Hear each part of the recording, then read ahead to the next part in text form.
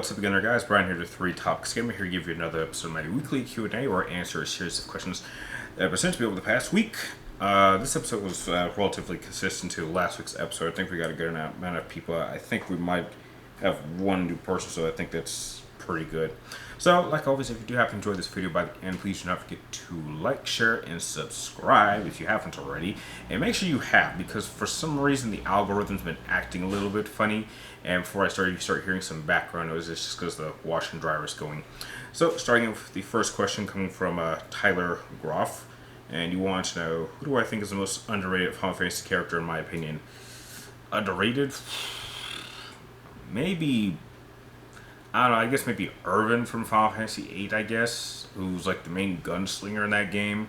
You get him pretty late, and he does play a pretty big role in the assassination of Sorceress Adia. And, he kind of has like a little bit of a panic moment. Squall's got to talk him down. But I just think that he just doesn't get as much mention as some of the other characters. And I think that's very unfair. I think given enough time, he definitely has enough development of his own. Not as much as some of the other party members, but certainly enough to make him memorable, at least to me. Next question comes from Black Shadow Knight. And he wants to know if there was anything I could change about Metal Gear Solid 3. Anything, no matter how small, what would it be and why? Sorry about that. If I could add anything, I would have added that the game had an over-the-shoulder camera angle when it comes to game gunplay.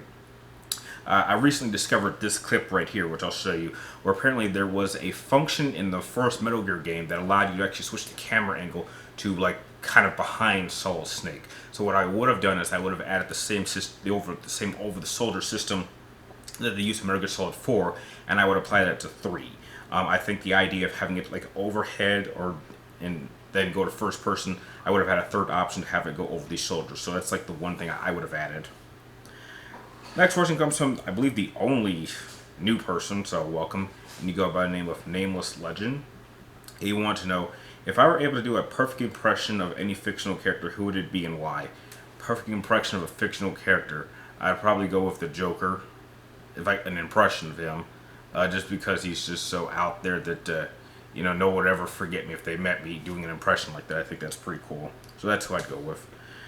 Next question comes from Brady Burke. He wants to know, what is the best thing about Star Wars Legends in my opinion? I think the best thing about Star Wars Legends is that it continued the story that George Lucas started, even though he didn't write those stories, and it developed the characters a lot more than the films ever did. I mean, when you really look at the original Star Wars films, what you're seeing is a very small portion of the main characters' lives. I believe it only spans like only 2 or 3 years, and yet when you go to the Legend storylines, they go across decades. And just like, if you thought, like, really, when you compare it to what they did in Legends continuity of these characters compared to what they did with the films, it's not even close. Their adventures after Return of the Jedi were way crazier than anything that happened during the film. So I think that's like the best quality that the Legends continuity had.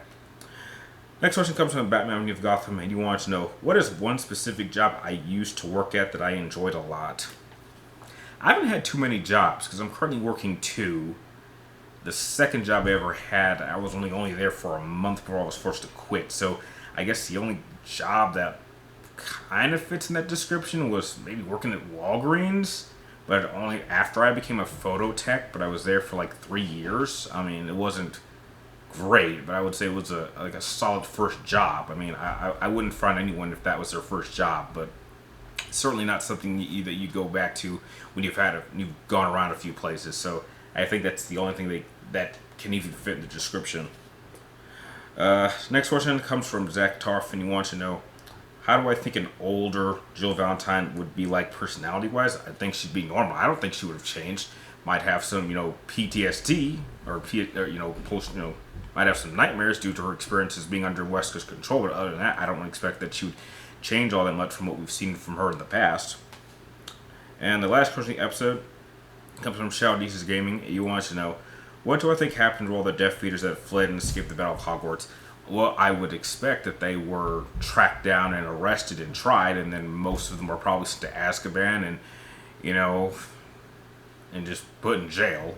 I mean, heck, these are probably the same followers who were in the first Wizarding War, so the fact that they came back the second time around, I mean, heck, they blew their second chance, so I would expect, I mean, I don't really like how some of them got off and didn't even get punished at all. So I would expect that they would just be sent to Azkaban. So that's what I think happened to them. Just track them down.